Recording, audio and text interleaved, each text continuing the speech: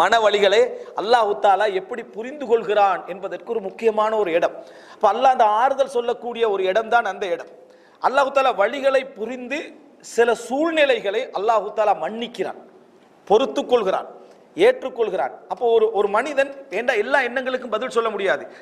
பல கேள்விகள் நின்று கொண்டே இருக்கு நான் பதில் சொன்ன பின்னாலும் கூட. அப்போ முதலாவது நீங்க புரிஞ்சு கொள்ளணும், எப்படி எங்கள் உள்ளத்திலே வரக்கூடிய தவறுகள் போன்றவைகளை இறைவன் அறிந்தவனோ அதுபோல எங்களது வேதனைகளை, எங்களது சோதனைகளை, எங்களது வழிகளை, நாங்கள் சுமந்த சுமைகளை, நம்ம அடுத்தவற்றை சொல்ல முடியாமல் போகின்ற பாதைகளை சில பொழுது மனிதனுக்கு புரிய வைக்க இயலாது. புரிய வைக்கலாமல் நம்ம ஒரு பாதையில் போகும். நமக்கான பல தப்பெண்ணங்கள் நமக்கு சூழல்லாம் உருவாகிருக்கும். அதான் காலாகாலத்துக்கு வாழ்ந்த மனைவி மீது தப்பெண்ணம் உண்டாகும், மனைவி கணவன் மீது தப்பெண்ணம் உண்டாகும். 20-30 வருடம் வாழ்ந்திருந்தும் தப்பெண்ணம் உண்டாகினா உலகத்தில் அடுத்தவனுக்கு விளங்கப்படுத்தலுமா? பக்கத்தில் இருந்து அவர்களுக்கு தப்பெண்ணம் உண்டாகும் என்றால் வேற யாருக்கும் விளங்கப்படுத்தலாம்? விளங்கப்படுத்த இயலாது. விளங்கப்படுத்தல் என்பது உண்மையிலே அடுத்த பக்கத்தில் அதற்கு புரிந்து கொள்ளக்கூடிய ஆற்றல் இருந்தால் மட்டும்தான் அதில் சக்சஸ் ஆகும். ஓரளவுக்கு இல்லைன்னா சக்சஸே ஆகாது. அவன் நிமிஷத்துக்கு நிமிஷம் மாறிக்கிட்டு இருப்பான். நான் நேற்று தானே உனக்கு சொன்னேன், முந்தின நாள் தானே உனக்கு சொன்னேன், நீங்கள் விளங்கப்படுத்திக்கிட்டே தான் இருக்கணும். அதை விட மிச்சம் சிறப்பு என்ன தெரியுமா? ரப்புக்கும் அலமு பிமா ஃபீ நுஃபூசிக்கும், உங்களது உள்ளங்களிலே என்ன இருக்கின்றன என்பதை அல்லாஹு தஆலா என்ன அறிந்தவன்.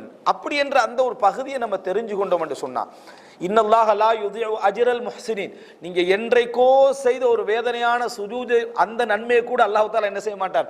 வீணாக்க மாட்டான். என்றைக்கோ நீங்க மறந்து போன சாதாரண தர்மத்தை கூட அல்லாஹு தஆலா என்ன செய்ய மாட்டான்? வீணாக்க மாட்டான்டா. இந்த உணர்வுகளுக்கு ஒத்தடமை யாரு? அல்லாஹ் ரப்புல் ஆலமீன். நம்ம தெரிஞ்சிட்டோம்டா இதை நம்ம அடுத்தவற்றை வெளிப்படுத்தவும் தேவையில்லை, அடுத்தவற்றை வெளிப்படுத்தவும் தேவை. சிலர் எப்படி இதை மாத்திடுறாங்கன்னா, அல்லாஹ் எனக்கு திருப்திப்பட்டா போதும், இந்த மனுஷன் திருப்தியே தேவையில்லைன்னு. கடைசியில் இவர் யாருக்காவது திருப்தியான ஒரு வேலை செஞ்சேன்னு திருப்திப்பட, இன்னைக்கு எவன் தான் திருப்தி ஆகிறான்னு கேட்கிறான். நீ தானே பெஸ்ட்டுக்கு சொன்ன மனுஷன் திருப்தி தேவையில்லை, நீனு மனுஷன் தானே, உன்ன திருப்தி அவனுக்கு என்னத்துக்கு தேவை என்று யோசிக்கிறேன் இல்லையா? எப்படி பதில் சொல்றேன்னா, எனக்கு அல்லாஹ்வோட திருப்தி மட்டும் முக்கியம், மனுஷன் திருப்தியே தேவையில்லை. அதையே அவன் திருப்பி சொன்னா இன்றைக்கு எவன் தான் திருப்தி ஆகிறான்னு கேட்கிறான். அப்ப நீ மனுஷல மலக்காணி. அப்ப எனவே இந்த வார்த்தை பிள்ளை. மனிதன் திருப்தியும் தேவை, மனிதன் அங்கீகாரமும் தேவை. அவனும் கொஞ்சம் சந்தோஷமா இருந்தா தான் நம்மளும் கொஞ்சம் சந்தோஷமா என்ன இருப்போம். நீங்க அல்லாஹ்வோட திருப்தி எதிர்பார்க்கிறவர் தானே, அதனால உங்களுக்கு ஒண்ணுமே சொல்றது இல்லைன்னு சொன்னா எப்படி ஒருத்தன்?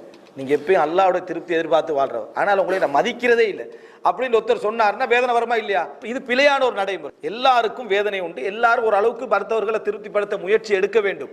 ஆனால் அல்லாஹ்வை திருப்திப்படுத்துறது லேசு, மனுஷனை திருப்திப்படுத்துறது கஷ்டம். அது நீங்களா இருந்தாலும் சரிதான்.